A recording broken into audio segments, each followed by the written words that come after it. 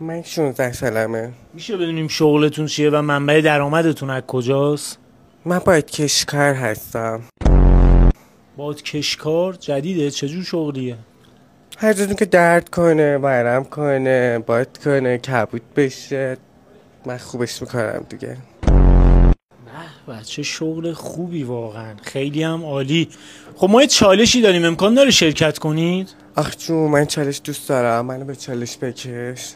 خیلی هم عالی. چالش ما اینه که شما یه جوک میگی، اگر من خندیدم پیجامو میدم به شما.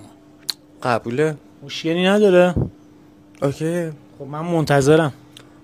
یه روز رفته بودم قزوین، اونجا یه مرده برام خیلی لایت بازی در آورد، ولی من یه جوری زدم پسش که ننش شد دلوا پستش.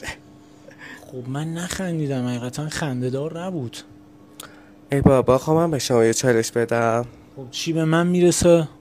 اگه من خندیدم زانه ها براتون خاکی میکنم. اینو هستم، اینو اوکیم. بریم. یه روز یه مرده وای